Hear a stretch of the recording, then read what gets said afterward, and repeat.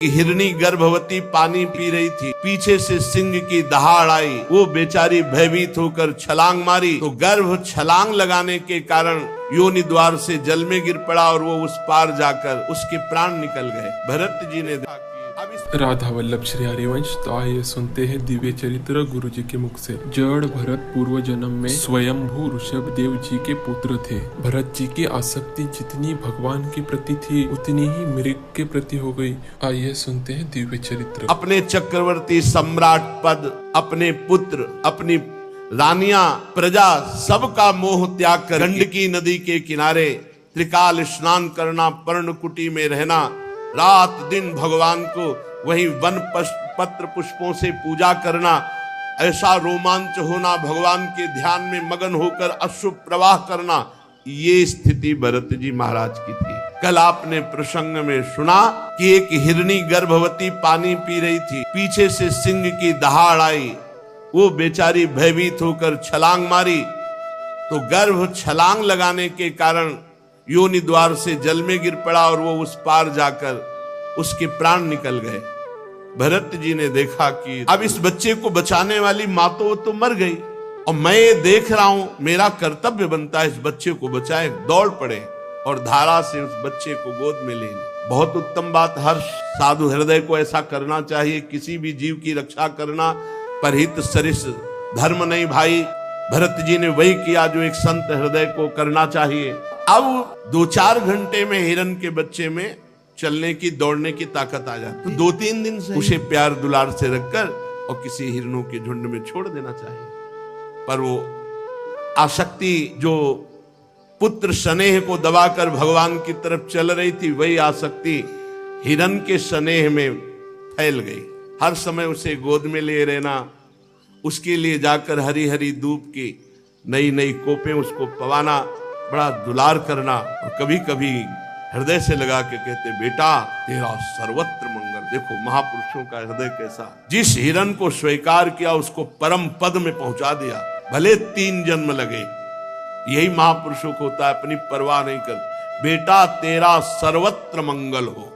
अब सोचते अगर इसको छोड़ दिया, कहीं कुत्ते, भेड़िए या बाघ आदि खा गए तो ये मेरी शरण में है, मुझे दोष लगे, बुद्धि मोह ग्रसित हो रही है। धीरे धीरे भगवान की आराधना का नियम छूटा। अब अगर ध्यान में बैठना चाहते हैं तो तुरंत स्मरण आता है, कहां गया हिरन का बच्चा, बस उसी की दृष्टि। अगर वो 5 मिनट ओझल हो जाए तो ऐसे विकल हो जाते जैसे विरहिणी आकाश में देखते हैं तो चंद्रमा में वही हिरन का चिन्ह दिखाई देता है। पृथ्वी में खुर देखते हैं तो कहते पृथ्वी तो बड़ी सौभाग्यशाली, मृग शावक के चरण चिन्हों से चिन्हित है, जैसे गोपी जन भगवान श्री कृष्ण के चरण चिन्हों से चिन्हित भूमि को देख। ऐसी दशा, क्योंकि प्रेमी जो भगवत मार्ग का पथिक होता है उसका हृदय बड़ा द्रवित और एकाग्र होता है। वो जिधर जाएगा उधर वैसे ही जाएगा जैसे भगवान में लगता है। वो भगवान की तरह प्यार करेगा जिधर प्यार करेगा। इसीलिए उस हृदय को बहुत संभाल कर रखने की जरूरत होती है। जिस हृदय में नाम जब चल रहा है तो एक द्रवण क्रिया होती है। उस समय अगर आसक्त हो गया तो जो बड़े बड़े आसक्त जन देखे गए वो इसीलिए क्योंकि वो बड़े हृदय वाले, बड़े प्रेमी हृदय वाले। अब वो प्रेम पूरा का पूरा, उनका व्यभिचारी स्वभाव नहीं होता, आज इससे कल इससे परसों इससे ऐसा प्रेम लगाओ नहीं, उनका एक जिधर लगा पूरा लग गया। अब हिरन में लगा तो इतनी जोर कर लगा कि जब अंतिम समय आया तो उसी हिरन के चिंतन में इनका शरीर पूरा हुआ। बड़ी हानि। जहां भगवान के चिंतन के लिए अपना चक्रवर्ती सम्राट पद, राज्य छोड़ा, रानियां, पुत्र, समाज, प्रजा, सुख सब छोड़े, वही आज अंतिम बिगाड़ हो गया कि हिरन की आसक्ति में, हिरन को देखते हुए, हिरन का चिंतन करते हुए शरीर छूटा तो अगला जन्म इनको हिरन का। इतने बड़े महापुरुष भगवान ऋषभ देव जी के पुत्र चूक हो गई तो अगला जन्म हिरन का हुआ। मृग बने हुए राजर्षि भरत जी के मन में पूरी स्मृति है कि मैं भरत राजा था, हिरन की आसक्ति के कारण मुझे हिरन की योनि मिल गई। अब तो अपनी माता मृगी का त्याग किया और कलंजर पर्वत से पुनः उसी गंडकी नदी में आए जहां तपस्या करते थे, शालिग्राम भगवान जहां प्रकट होते हैं। पुनः आश्रम में आकर के वैसे ही जैसे भरत रूप से भजन करते थे वैसे ही भजन करने लगे मृग रूप से। अब तो हरी घास चरने में भी भय लगता कि कहीं आसक्ति ना हो जाए, इसलिए जो सूखे पत्ते गिरते उन्हीं को चबाकर और रात दिन गंडकी नदी में से अपने मृग शरीर को खड़े करके वही भजन करते और प्रारब्ध की क्षय की बाट देखते। अंत में शरीर को आधा गंडकी नदी में डुबा करके भगवान का स्मरण करते हुए शरीर छोड़ा। अब बात बन, जब मृग शरीर छोड़ा तो भगवान सुखदेव जी कहते हैं, हे राजन परीक्षित, आंगिरस गोत्र में जो बहुत ही ब्रह्म संबंध से युक्त और ब्रह्म कर्म से युक्त ऐसे ब्रह्म ऋषि के यहाँ जन्म हुआ भरत जी, यही नाम पड़ा जड़ भरत। आंगिरस गोत्र में शम दम तपस्या स्वाध्याय वेदाध्ययन त्याग अतिथि सेवा संतोष तितिक्षा विनय विद्या अनुसूया आत्मज्ञान एवं आनंद सभी गुणों से महान श्रेष्ठ ब्राह्मण के कुल में जन्म हुआ। वैसी ही इनकी माता विद्याशील आचार रूप उदारता से संपन्न पातिव्रत धर्म धारण करने वाली ऐसी जगह जन्म हुआ। 9 पुत्र हुए और दूसरी पत्नी से 1 पुत्र और 1 कन्या।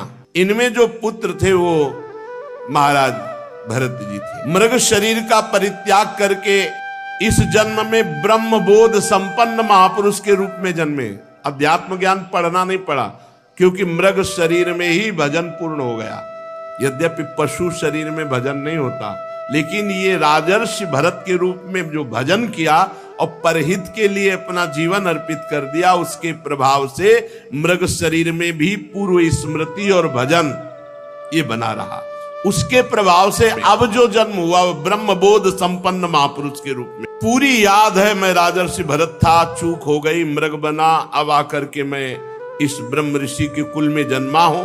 पूर्व जन्म का पूरा स्मरण होने के कारण अब कोई विघ्न ना हो जाए, इसलिए वो पागलों जैसी वृत्ति में रहते हैं। बाल्यावस्था से हर समय भगवत स्मरण परायण, ओठ बंद और पागलों जैसी चेष्टा। श्री भगवान के चरणों का स्मरण मूर्ख, पागल, अंधा, बहरा ऐसा अपने को दिखाने लगे बचपन से ही। क्यों? कोई प्यार न कर बैठे, कहीं किसी से अपनापन न हो जाए। तस्यापि वा आत्मजस्य विप्राह पुत्र स्नेहानुबद्ध मना आसमा वर्तनात् संस्कारान यथोपदेशम विदधान उपनीतस्य चा पुनः शौचाच मनादीन कर्म नियमानन। पिता को बड़ा प्रेम था इनके ऊपर, क्योंकि ये ब्रह्मबोध संपन्न महापुरुष थे, पर सबको पता चल गया था कि ये बालक पागल है। शास्त्रानुसार समावर्तन पर्यंत जो पूर्व के अर्थात विवाह के पूर्व के जितने संस्कार ब्राह्मणत्व के हैं वो सब उपनयन संस्कार आदि से युक्त किया। पर देखें ये तो बेटा पागल है। पिता का कर्तव्य है पुत्र को शिक्षा देना, इसलिए बड़े प्यार से समझाते। शौच के बाद ऐसे पवित्र हुआ जाता है, ऐसे आचमन किया जाता है, ऐसे ऐसे रहना चाहिए। भरत जी बिल्कुल उपदेश के विरुद्ध आचरण करते, जैसा उपदेश उसके विरुद्ध आचरण। क्यों?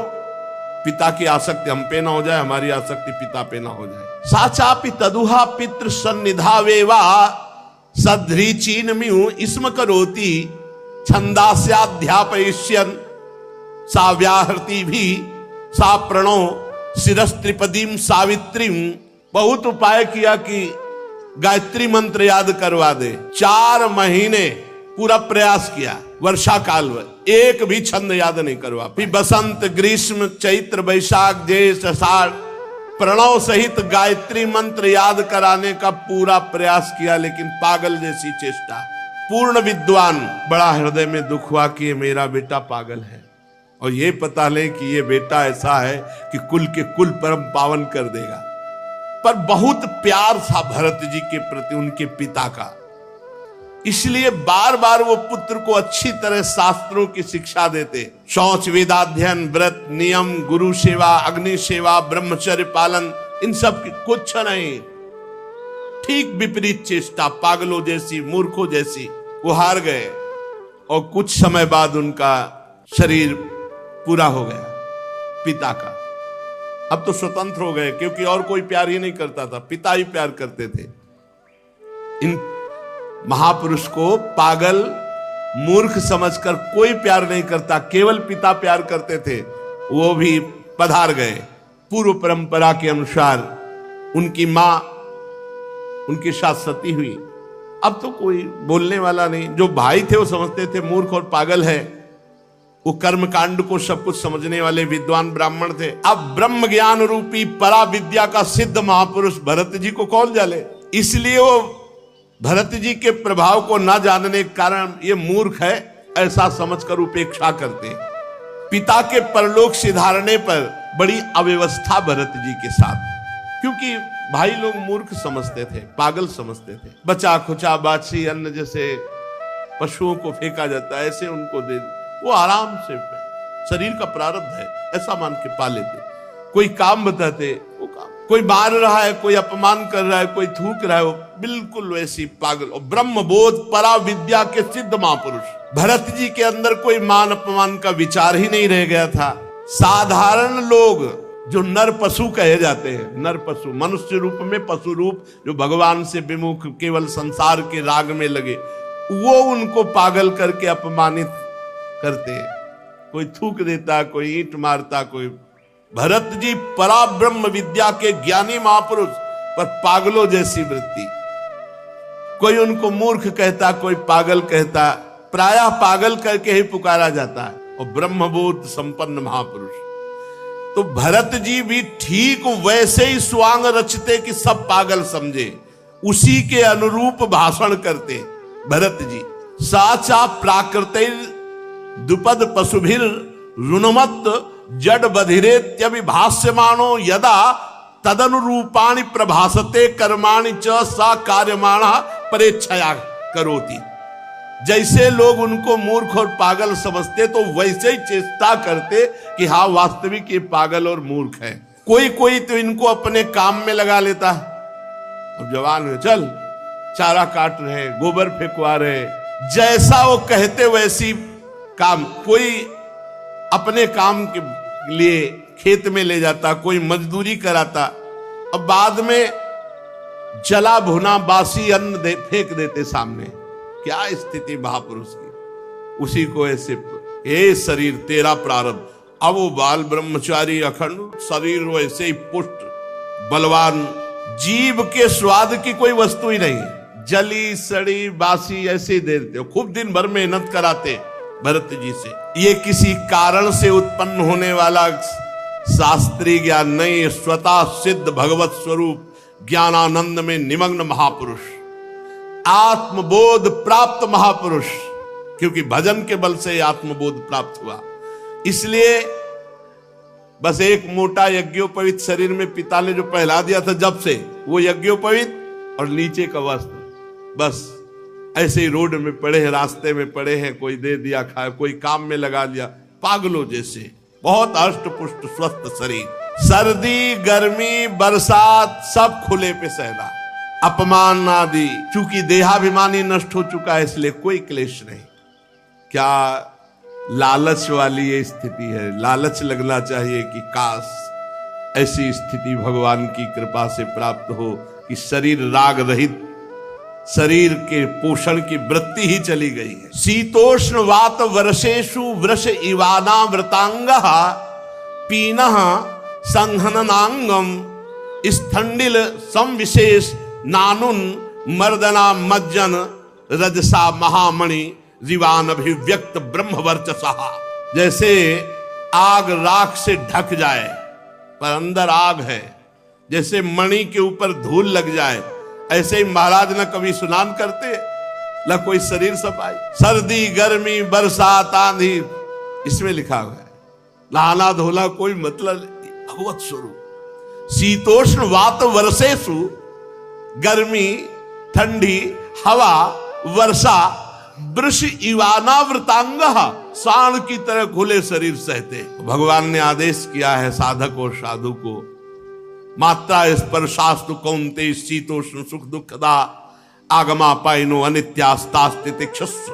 भारत, हे अर्जुन, ये आने जाने वाले गर्मी सर्दी मान अपमान सुख दुख हर्ष शोक इन सब को सह जाओ, अगर सह गए तो परम पद के अधिकारी हो जाओगे।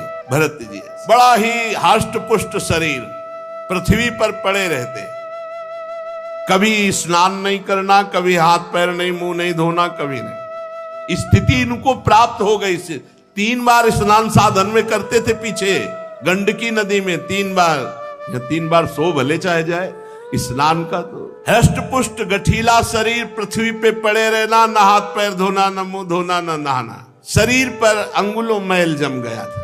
क्या सुंदर स्थिति है, क्या सुंदर स्थिति। ब्रह्मतेज ऐसे जैसे धूल से ढका हुआ महामणि, एक मैला कुचैला कपड़ा है कमर में बस, और एक मैला यज्ञोपवीत। सब लोग यही जानते थे कि ये मूर्ख पागल है, मूर्ख पागल है। बहुत तिरस्कार करते भरत जी, काम करवाते, मारते, इतना बड़ा महापुरुष ऐसे सह रहे। ये जनता बहुत काम कराती और तिरस्कार करती, गांव के लोग बहुत तिरस्कार करते। बहुत महिमाशाली स्थिति है। नहीं तो यदा तू परत आहारम कर्म वेतनत इह माना स्वभ्रातृभिरपि केदार कर्माणि निरूपितस् तदपि करोति किंतु न समम विषमम न्यूनमधिक मिति। जब उनके भाइयों ने देखा कि लोग मजदूरी कराकर इसे भोजन दे देते हैं, तब बुलाया चल, और खेत में अपने काम में लगाया। यहां खुदाई करो, पूरे को बराबर करना है। तो कह रहे हैं कि ना समम विषमम न्यूनमधिक मिति।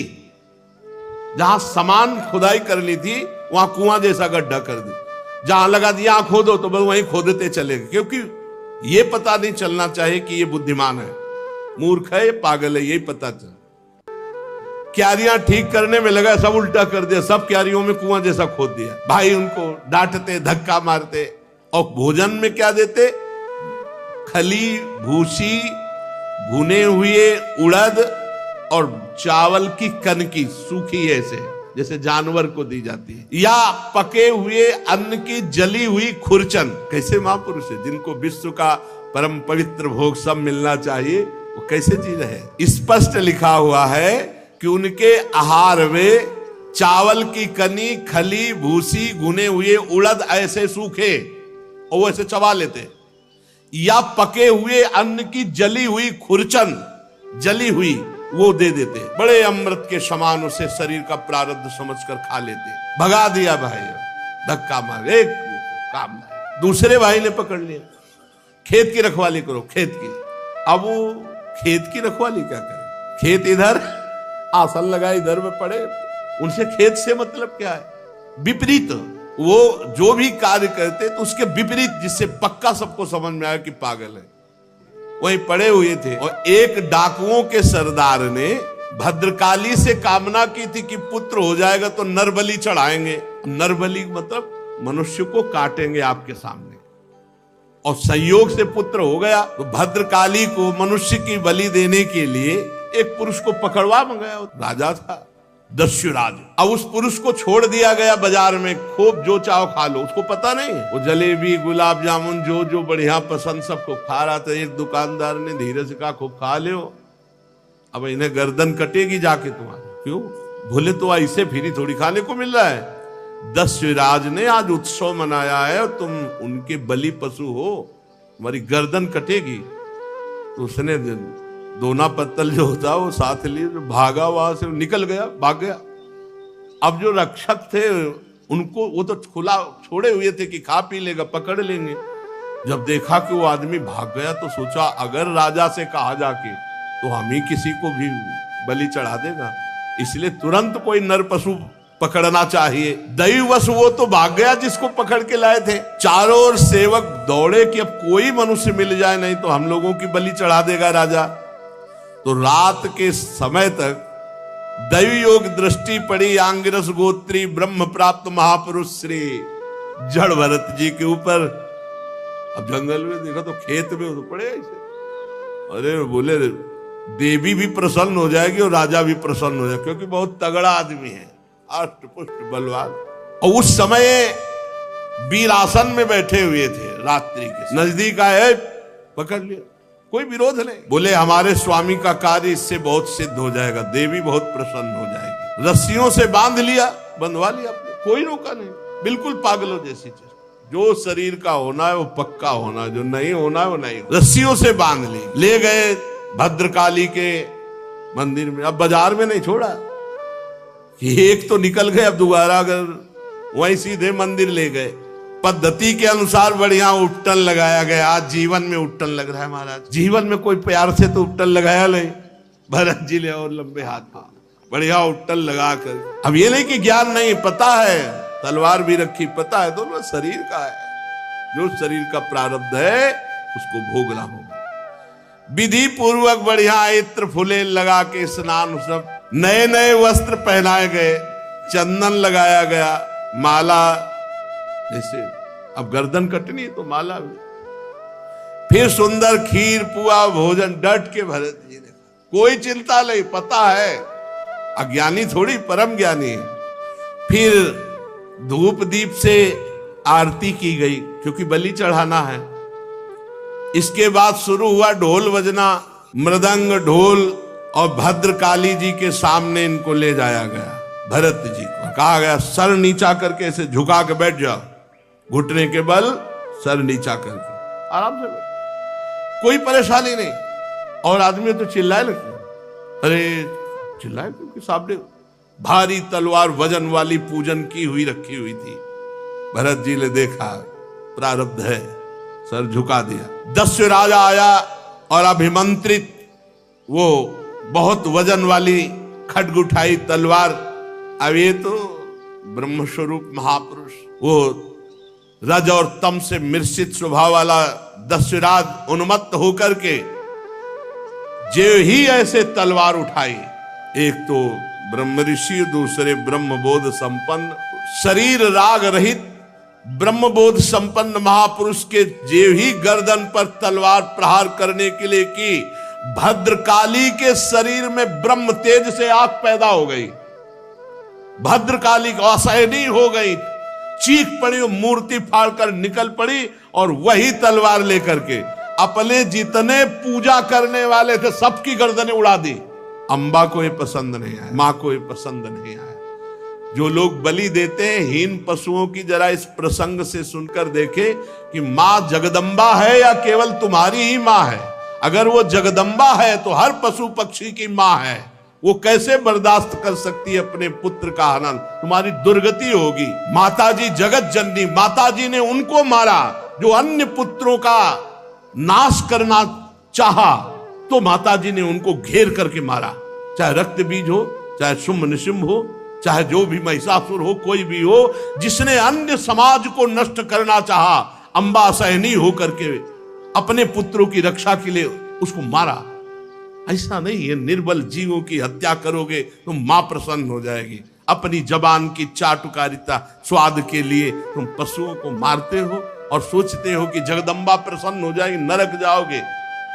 किसी भी जीव की हत्या ऐसे नहीं लिखी, कोई देवी देवता नहीं चाहता कि आप किसी जीव की हत्या करें वो प्रसन्न हो जाए। अरे उनको चाहिए तो पूरे विश्व को चाट जाए, वो अंबा है। देवी के शरीर में आग पैदा हो गई और फाड़कर मूर्ति निकल पड़ी और वही खड्ग छीनकर अपने समस्त पूजकों को काट डाला। माताजी ने बड़ा भयानक हाहाकार मचा दिया। भद्रकाली है, विकराल अट्टहास। ये देखो ब्रह्मबोध संपन्न हुआ, रस्सी से बांध लाए तो बंध के आ गए, नहा दिया तो नहा लिया, खवा दिया, गर्दन झुकाओ, गर्दन झुका दी, अंबा प्रकट हुई, सबको काट डाला। अब कोई बांधने वाला ले तो चल दिया। ये है ब्रह्मबोध संपन्न महापुरुष की स्थिति। और माताजी अट्टहास करके गरज रही, केवल भरत जी वहां जिंदा है और सबको मार डाला, सबको काट दिया माताजी। सत्य है एवमेव खलु महदविचारातिक्रमः कार्ष्णेनात्मने फलति। सत्य है कि जो महापुरुष का अपराध करेगा सर्वनाश हो जाएगा, कोई भी हो। महापुरुष के अपराध से डरना चाहिए। दैवी शक्ति भी रक्षा नहीं, अपने उपासकों की गर्दनें काट दी। जो देहाभिमान रूपी सुदृढ़ ग्रंथि जिनकी नष्ट हो चुकी है, समस्त प्राणियों की जो आत्मा है वैरहीन है, साक्षात ऐसे ब्रह्मबोध संपन्न महापुरुष का अपमान भद्रकाली भी नहीं सह पाई। भद्रकाली के शरीर में आग पैदा हो गई, और मूर्ति फोड़कर प्रकट होकर अपने उपासकों को काट डाला। भगवत भक्त परमहंसों के लिए देखो, सिर कटने का अवसर आने पर भी कोई भय नहीं, और बच गए तो कोई हर्ष नहीं, उठे और चल दिए। आराम से मस्ती से जा रहे थे, खूब पूजे, तिलक लगे, खाए पे, नए कपड़ा पहने थे, मस्ती से। उधर सिंधु सौवीर देश का राजा रहुगण, ये वही रहुगण है हिरण, भरत जी के कर कमल से द्वारा पोषित। अब ये भला आकर सिंधु सौवीर देश का राजा, और ये जा रहे थे कपिल भगवान से सत्संग करने, पालकी में बैठ के। कहा था ना भरत जी ने हिरण के रूप में जब ये थे कि बेटा तेरा सर्वत्र मंगल हो, अर्थात मैं तेरा सर्वत्र मंगल करूंगा। पालकी पर चढ़कर जा रहा था, जब इक्षुमती नदी के किनारे पहुंचा तो पालकी उठाने वाले कहारों के जमादार की एक कहार को बुखार आ गया और वो डगमगाने लगी, पालकी असमर्थ। तो कहा भाई नया किसी को खोज लो, राजा है वो तो हुक्म पे। तो इन्हीं को देखा, बढ़िया नए कपड़ा पहले, खीर पाए, तिलक लगवाए, आ रहे थे। सोचा ये बहुत हष्ट पुष्ट मनुष्य है, जवान है, बैल जैसी ताकत है, बहुत बढ़िया कहार का, गोखर बद्धुरम बोढ़ मलमिति पूर्व विष्टि ग्रहित ही। ये तो अपार बल रखता है, जैसे बैल में, जैसे पुष्ट जानवर में, ये बोझा तो बढ़िया ढो सकता है। ए चलो, चल दी। आज तक अभी उपदेश नहीं दिया, पकड़े हुए कहारों के साथ इनको लगा दिया। अब वो कहार जो राजा की पालकी में होते हैं वो शिक्षित होते हैं। महाराज तो मस्त, बहुत बढ़िया कहार मिल गया। महात्मा भरत जी इस कार्य के योग्य तो बिल्कुल नहीं थे। चुपचाप चार कहारों के बीच में एक में इनको एक तरफ लगा दिया। अब ये केवल पृथ्वी में देखते थे कि कोई जीव पैर के नीचे दब न जाए, क्योंकि महात्मा ऐसे ही चलते हैं दृष्टि नीचे करके। अब दूसरे कहार तो केवल एक बाण पृथ्वी थोड़ी देखते हैं, वो तो पूरा, और वो शिक्षित है, और ये तो आराम से देख करके, और ये इतने तगड़े बलवान कि अगर कदम रोक दिए तो तीनों के कदम रुक गए, क्योंकि बलवान है, पकड़े हुए। अगर वो संभाल के लंबी टांग मारे तो तीनों मुंह भरा हो रहे। राजा रहुगण ने कहा, ये क्या प्रमाद है, पालकी डोल रही, पालकी हिल रही है, ये ऊंची ऊंची हो रही है। कहारों ने डर कर कहा, महाराज की जय जय हो, आप चाहें तो हमें दंड दे सकते हैं, पर हम निर्दोष हैं। ये जो नया कहार आया है सारा दोष इसी का है। महाराज हमारा प्रमाद नहीं, हम तो नियम के अनुसार पालकी चला रहे हैं। ये नया कहार जो आया है ये बहुत बलवान है, ये जैसा हिला डुला देता वैसे पालकी हिल डुल जाती है। ये जल्दी जल्दी ठीक से हमारी तरह नहीं चल रहा है महाराज। राजा रहुगण ने सोचा संसर्ग दोष उत्पन्न हो जाएगा तो फिर सब में दोष आ जाएगा, इसलिए इसको दंड देना चाहिए, इसका प्रतिकार करना चाहिए। ये अपनी तो चाल बिगाड़ ही रहा है, हमारे और कहारों की चाल बिगाड़ रहा है। रहुगण क्रोधित होकर, यद्यपि उसने महापुरुषों का सेवन किया था, लिखा है महापुरुषों का सेवन किया था, मतलब कपिल भगवान से सत्संग करने जा रहा तो कोई छोटा मोटा थोड़ी सत्संगी, तो कौन है, भरत जी के द्वारा सत्संग प्राप्त किया हुआ, दुलार प्राप्त किया हुआ। थोड़ा क्रोधित होकर के व्यंग भरे वचन कहा कि ये नए कहा, अरे भैया हमें लगता है तुम बहुत दुबले पतले हो, क्योंकि बहुत हष्ट पुष्ट थे। व्यंग वचन, हमें लगता है तुम बहुत थक गए हो। अच्छा तुम्हारे साथियों ने सहारा भी नहीं दिया। अच्छा ऐसा लगता है तुम पूरा बल लगाकर अकेले पालकी ढो रहे हो। तुम्हारा शरीर तो बहुत पतला है, मोटा ताजा तो है नहीं। हमें लगता है तुम जवान भी नहीं हो, बुढ़ापा ने घेर रखा है। बार बार ताना मारता जड़ भरत जी के ऊपर। चुप, वैसे पालकी कुछ नहीं, ना मानो सुनाई ही नहीं दिया। भरत जी की दृष्टि में जैसे पालकी वैसे शरीर, पंचभूतों से रचित पालकी, पंचभूतों से रचित शरीर, और दोनों अविद्या के कार्य, और बोलने वाला भी अविद्या में युक्त, इसलिए कुछ नहीं बोले। किंतु पालकी अब भी सीधी नहीं चल रही थी। अब जैसे कई कई जगह 5-5 लाइन चीटी चलती है, ऐसे मारी छलांग तो ये तो कब पकड़े थे, नहीं तो नीचे आ जाते पालकी के। राधा रहुगण को बहुत क्रोध आया, आग बबूला हुए, अरे ये क्या, तू जीता ही मर गया है, तू मेरा निरादर कर रहा है। मेरा उल्लंघन कर रहा है, मालूम देता है तो प्रमादी है। जैसे दंड पाणी यमराज का दंड निष्फल नहीं जाता, ऐसे मैं तुझे दंड दूंगा, तेरा इलाज करूंगा, तेरे होश ठिकाने लाऊंगा। जड़ भरत जी ले एक बार देखा कि इलाज तो गुरु हमने तुम्हारा कर ही दिया है इलाज तो हो ही गया है तुम्हारा, क्योंकि तुमको कांधे पे ले लिया। पहले भी कांधे पे लिया था और अब भी कांधे पे लिया है। हमें 3 जन्म लगे, अब तुम्हारा इलाज पक्का हो जाएगा। अनाप शनाप बातें रहुगण। उनको बड़ा पांडित्य का ज्ञान अभिमान था कि मैं बहुत ज्ञानी हूं रहुगण को। जड़ भरत जी ने देखा कि कच्ची बुद्धि और मुस्कुराए। आज जिंदगी में पहली बार बोले महाराज। श्री भगवत रसिक जी कहते हैं कि बोले ना बोले तो हृदय की ग्रंथि खोले। आज प्रवचन शुरू है महाराज जड़ भरत जी का। त्वयोदितम व्यक्तम अविप्रलब्धम भरतु समय स्याद्यदि वीर भारः गंतुर यदि स्यादधिगम्य मध्वा पीवेति रासौ न विदाम प्रवादः। तुमने जो कहा सब यथार्थ है जड़ भरत जी। मैं कोई उलहना नहीं दे रहा हूं। कितना हो भाग्य कि आज जिंदगी में आज जड़ भरत जी बोले नहीं। अभी तलवार चलने की स्थिति में भी नहीं बोले, आज तक नहीं बोले, मौन। आज बोले। भार नामक कोई वस्तु है तो ढोने वाला कोई है ही, मार्ग है तो चलने वाला कोई है। मोटापन, पतलापन, ये सब शरीर के लिए है, आत्मा के लिए तो नहीं ना। क्या ज्ञानी जन ऐसी बातें करते हैं जैसे तुम करते हो? कैसे समझा रहे? जैसे बेटा को समझा।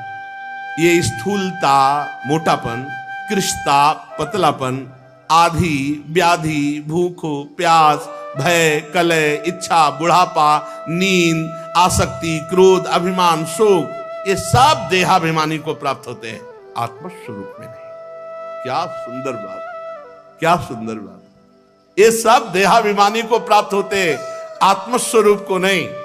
राजन, तुम जो कहते हो मैं तुम्हें दंड दूंगा, मार दूंगा, ये विकारी पदार्थों को, निर्विकार स्वरूप को नहीं, मेरे स्वरूप को।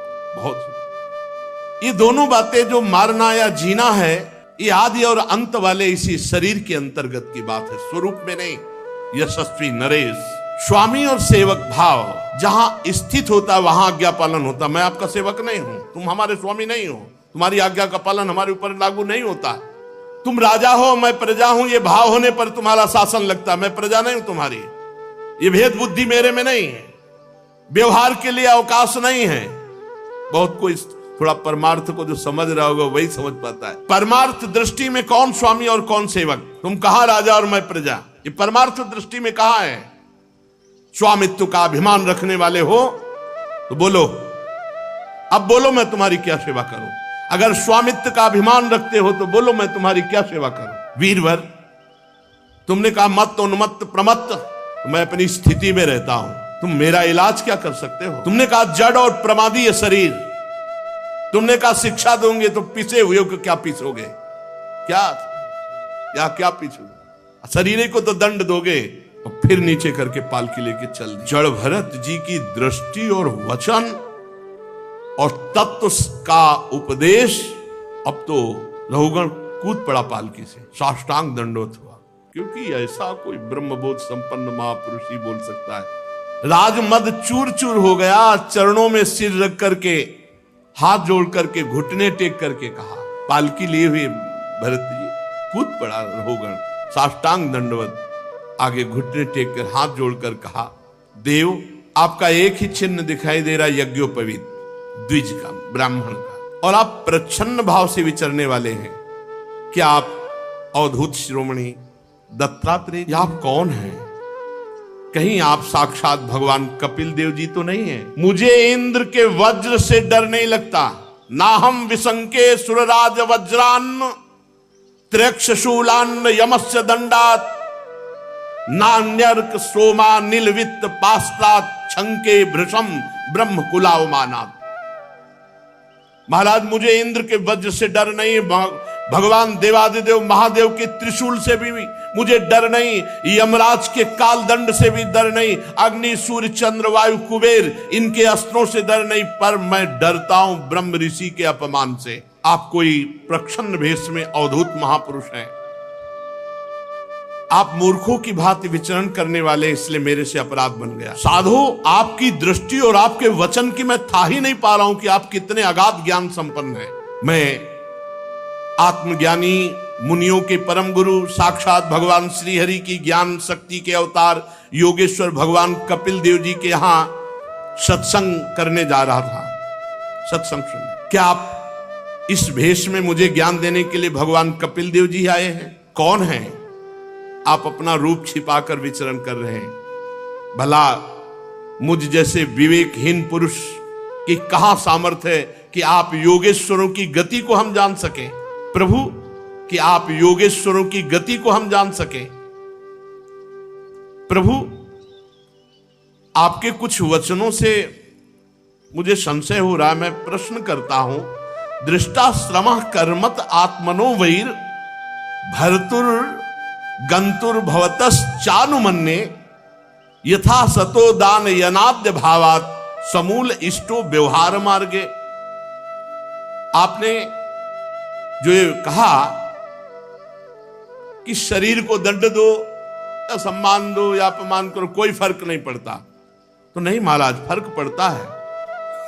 मैं युद्ध आदि में जब श्रमित होता हूं तो मेरा शरीर श्रमित होता है, तो मुझे अनुभव होता है कि मैं श्रमित हो गया। जब बोझा ढोया जाता है तब ये लगता है कि मैं थक गया, तो मतलब शरीर का थकना आत्मा का थकना लगता है। शरीर का पीड़ित होना मतलब आत्मा को पीड़ित होना पड़ता है। सही लग रहा है ज्ञान? अब देखो अपने लोगों को सही लग रहा है ना? यही अज्ञान है। रहुगण ने कहा कि जैसे युद्ध में कर्म किया जाता है तो अस्त्र लगते हैं, थकित होता है, तो जब शरीर को पीड़ा होती तो अपने को पीड़ा होती है ना। और आपने कहा शरीर का मान अपमान व्याप्ता नहीं है। बोझा ढोने पर शरीर को थकान होती तो अपने को लगती है ना थकान। मुझे ये बात समझ में नहीं आई आपने जो कहा। क्या घड़े से जल लाना ये मिथ्या है? घड़ा मिथ्या है कि जल मिथ्या है? और घड़े से जल लाना रूपी क्रिया मिथ्या है? क्योंकि जड़ भरत जी ने कहा शरीर और पालकी और जाने की क्रिया ये सब मिथ्या है। देह का सुखद या दुखद प्रभाव आत्मा पे पड़ता है, रहुगण ने कहा। जैसे आपने कहा नहीं पड़ता, माना। चूल्हे पे रखी है बटलोई और बटलोई में है पानी और पानी में है चावल, और जब अग्नि का ताप लगता है तो बटलोई भी गर्म होती है, पानी भी खौलता है और चावल भी पकता है। ऐसे ही जब शरीर को पीड़ा होती है तो अंतःकरण को पीड़ा होती है, जब अंतःकरण को पीड़ा होती है तो आत्मा को होती है। तो बिल्कुल सही करेक्ट लग रहा है, बहुत बढ़िया बोल रहा है, लेकिन ये आत्मज्ञान नहीं, ये देहाभिमान के अंतर्गत बात है। और आपने जो कहा कि दंड देना व्यर्थ है, हमारे को दंड देना व्यर्थ है, तो व्यर्थ कैसे हो सकता है? राजा का कार्य है प्रजा को शासन में लेना, उद्दंडों को दंड दे करके ठीक करना। उन्मत्तों को दंड देना पिसे हुए को पीसने के समान व्यर्थ नहीं हो सकता। इसलिए भगवान की सेवा होती है उद्दंडों को दंड दे करके पवित्र करना।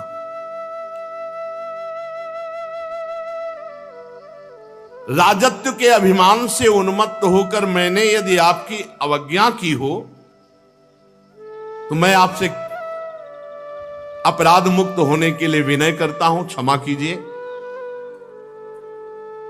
ऐसी कृपा दृष्टि कीजिए कि कभी भी जीवन में मेरे से किसी साधु का गुप्त रूप से भी वो हो, प्रच्छन्न रूप से भी हो, कभी साधु अपराध न बने। मैं साधु अपराध से बहुत डरता हूं। विश्वबंधु भगवान श्री हरि के जो अनन्य भक्त हैं, देहाभिमान शून्य, अगर मैं डरता हूं तो केवल उन्हीं के अपमान से डरता हूं कि कहीं उनका अपमान ना हो जाए। महापुरुषों का, यदि ब्रह्म प्राप्त महापुरुषों का अपराध बन जाए तो मुझ जैसे पुरुष की क्या, कोई ईश्वर कोटि का भी हो तो भी वो नष्ट हो जाएगा यदि महापुरुषों का अपराध कर दे तो। जड़ भरत जी बोले, अकोविदः कोविदवाद वादान वदस्यथो नाति विदाम वरिष्ठः ना सूरयो ही व्यवहार मेनम तत्वावमर्शेन सहा मनंती। राजन, तुम अज्ञानी हो, बातें पंडितों की करते हो, ऊपर ऊपर की हो, तुम्हें बिल्कुल ब्रह्मबोध नहीं, बिल्कुल आत्मज्ञान नहीं। ये बात हे ऊपर ऊपर की तर्क वितर्क बात करने वाला कोई ब्रह्मबोध संपन्न थोड़ी होता है। बातें पंडितों जैसी करते हो, तुम अज्ञानी मूर्ख हो, ब्रह्मबोध नहीं। ये देखो, अगर ब्रह्मज्ञानी की बात ना सुनी जाए तो वो बात लग रही कि पूरी सही है। तुम्हारी गणना ज्ञानियों में नहीं हो सकती। तत्व ज्ञानी पुरुष तुम्हारे अविचार सिद्ध स्वामी सेवकादि व्यवहार को कभी सत्य स्वीकार नहीं करते।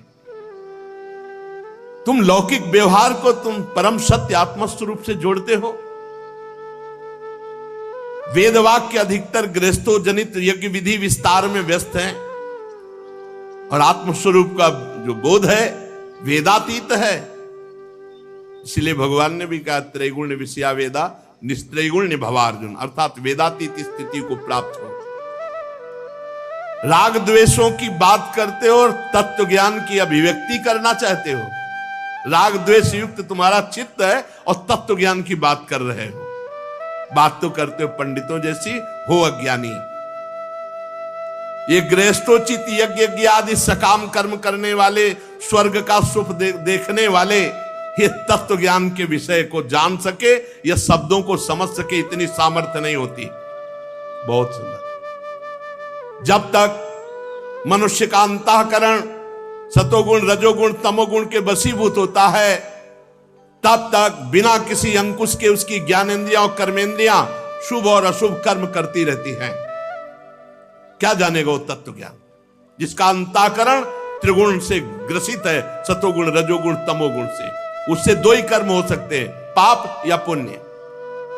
ये मन वासना में विषयासक्त, गुणों से प्रेरित, विकारी और शरीर रूपी उपाधियों के से युक्त है। ये मायामय मन संसार चक्र में छलने वाला है। सवासनात्मा विषयो परक्तो गुण प्रवाहो विकृतः षोडशात्मा बिभ्रत प्रथंग नाम अभि रूप भेद मंतर बहिष्टम चपुरस्तनोति। ये माया में मन संसार चक्र को छलने वाला है। यही देहाभिमानी जीव को सुख दुख आदि से बांध देता है। जब तक ये मन जीवित रहेगा तब तक जागृत और स्वप्नावस्था में व्यवहार प्रकाशित करता हुआ जीव को बांधे रहता है। इसलिए पंडित जन मन को ही त्रिगुणमय अधम संसार और गुणातीत परमोत्कृष्ट मोक्ष पद का कारण बताते हैं। तस्मान मनोलिंग मदो वदंती गुणा गुणत्वस्य परावरस्य। जो मन परमात्मा में स्थित तो मुक्त पदवी, और विषय में स्थित तो बंधन युक्त। विषयासक्त मन जीव को संसार में फांस के रखता है और भगवदासक्त मन मोक्ष पदवी प्राप्त कराता है। जो वासनामय मन है वही बंधन युक्त है और जो निर्वासनिक परमात्म चिंतन में तन्मय मन है वही मोक्ष पद है। घी से भींगी हुई बत्ती खाने वाले दीपक में तभी तक धुआं निकलता है जब तक घी है, और घी समाप्त हो गया तो अग्नि तत्व में लीन हो जाता है। उसी प्रकार जब तक विषय भोग है, विषय भोगों में सुख बुद्धि है, तभी तक ये कर्म बनते हैं, उनकी वृत्तियां होती हैं। और जहां विषय भोगों का भाव हट जाता है तो सब शांत हो जाता है। न दीपक, न बत्ती, न आग, ऐसे न संकल्प, न कोई क्रिया, न कोई भोग वासना। एक स्थिति जैसे बताते हैं, ये दीवाल घड़ी का सेल हटा दो तो सेकेंड, मिनट, घंटा वाली सुई वही ठप। ऐसे मन, बुद्धि, चित्त, अहंकार, इंद्रियां सब भगवत स्थित, सब भगवत स्थित। अब कैसे जानोगे? 5 मिनट तो ये स्थिति आती नहीं है। 5 मिनट ऐसी स्थिति कि सब कुछ भगवदाकार। 5 कर्मेंद्रियां, 5 ज्ञानेंद्रियां, 1 अहंकार, ये 11 मन की वृत्तियां हैं। 5 प्रकार के कर्म, 5 तन्मात्राएं, 1 शरीर, ये 11 उसके आधारभूत विषय कहे गए हैं।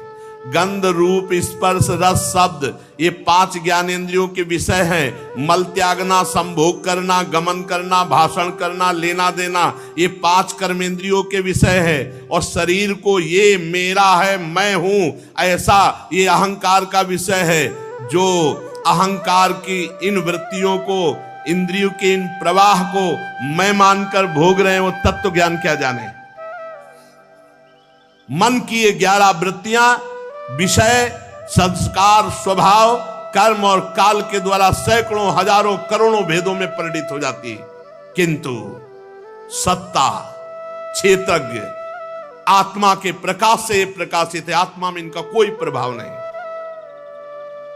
क्षेत्रज्ञ इनसे कोई संबंध नहीं रखता। ये जीव जबरदस्ती इनको पकड़े हुए है। यही कोई हमें नहीं बांधे, हम इनको पकड़ेंगे। संसार बंधन में डालने वाली अविशुद्ध कर्मों में प्रवृत्ति, ये वृत्तियों का प्रवाह संसार की ओर जागृत, स्वप्न और सुषुप्ति में छिप जाती है, जागृत स्वप्न में प्रकट रहती है। लेकिन क्षेत्रज्ञ आत्मा में इनका कोई प्रभाव कभी भी नहीं, न जागृत में, न स्वप्न में, न सुषुप्ति में। ये तीनों अवस्थाएं देहों की हैं, आत्मा की नहीं। जिस प्रकार वायु संपूर्ण स्थावर जंगम प्राणियों में प्राण रूप से प्रविष्ट होकर उन्हें प्रेरित करती है, उसी प्रकार आत्मस्वरूप भगवान वासुदेव साक्षी स्वरूप रहकर संपूर्ण प्रपंच को देखते रहते हैं। आपका स्वरूप साक्षी स्वरूप है, भोक्ता करता स्वरूप नहीं। जब तक शुद्ध ज्ञानोदय नहीं होता राजन, तब तक माया का कोई तिरस्कार नहीं कर सकता। ये जो सबकी आसक्ति छोड़ चुका है, जो काम, क्रोध, लोभ, मोह, मद, मत्सर 6 शत्रुओं को जीत चुका है, वही आत्म तत्व को जान सकता है, अन्यथा नहीं। जब तक आत्मा के उपाधि रूप मन को संसार दुख का क्षेत्र नहीं समझा जाता, तब तक ये मन भटकता रहता है। मन भटकता रहता है तो शोक, मोह, रोग, राग, लोभ, वैर, ये सब बढ़ते रहते हैं। राजन, तुम्हारा मन ही तुम्हारा बलवान शत्रु है और तुम्हारी उपेक्षा करने से इसकी शक्ति बढ़ गई है। यद्यपि ये सर्वथा मिथ्या है, तथापि ये तुम्हारे आत्म स्वरूप के ज्ञान को आच्छादित कर रखा है। सावधान, श्री गुरुदेव के चरणों की उपासना करके ज्ञान रूपी अस्त्र से इस मन रूपी शत्रु को मार डालो। श्री जड़ भरत जी महाराज के नमो नमः कारण विग्रहाय स्वरूप तुच्छीकृत विग्रहाय नमो अवधूत द्विज बंधुलिंग निगूढ़ नित्यानुभवाय तुभ्यम। नमो नमः, नमो नमः, बार बार चरणों में गिर रहा है रहोगे। प्रभु मैं आपको बार बार नमस्कार करता हूं, बार बार नमस्कार करता हूं। मैं समझ ही नहीं पा रहा आपके ज्ञान को। विशुद्ध आत्मबोध आपने जगत का उद्धार करने के लिए देह धारण किया। योगेश्वर परमानंद स्वरूप, आप तो बहुत उच्च कोटि की अवस्था को प्राप्त महापुरुष है। एक जड़ ब्राह्मण का वेश धारण किए हुए नित्य ज्ञानमय स्वरूप को जन साधारण की दृष्टि से ओझल किए हुए अपने को पागल जैसा दिखाने वाले, हे अवधूत शिरोमणि, नमो अवधूत द्विज बंधुलिंग निगूढ़ नित्यानुभवाय तुभ्यम। मैं आपको बार बार नमस्कार करता हूं। प्रभु, जैसे प्यासे को पानी अमृत जैसा मिल जाए, ऐसे आपकी वाणी मुझे शीतलता प्रदान, जैसे ज्वर पीड़ित को ठीक औषधि मिल जाए। प्रभु, मैं देहाभिमान रूप विषैले सर्प से डस लिया गया था, आज आपके अमृतमय वचन औषधि का काम कर रहे हैं। हे देव, मैं आपसे संशयों की निवृत्ति तो कराऊंगा ही, पहले ये जो आपने अध्यात्म योग का उपदेश किया। राधा वल्लभ श्री हरिवंश, अगर आपको ये दिव्य और दैविक भगवान जी के प्रिय भक्त जड़ भरत जी का दिव्य चरित्र पसंद आया होगा तो जरूर लाइक, शेयर, सब्सक्राइब करके और हमारे चैनल से जुड़ सकते हैं। हम ऐसे ही दिव्य दैविक महापुरुषों के और संतों के, महापुरुषों के चरित्र लाते रहेंगे। सभी लोगों को राधे राधे। मैं इसे सरल ढंग से समझना चाहता हूं। मुझे आत्मज्ञान समझाने की चेष्टा, मुझे कैसे आत्मज्ञान हो ये समझाने की चेष्टा करें तो फिर भरत जी महाराज जो बोलते हैं वो आगे चलता। श्री राधा वल्लभ लाल की जय।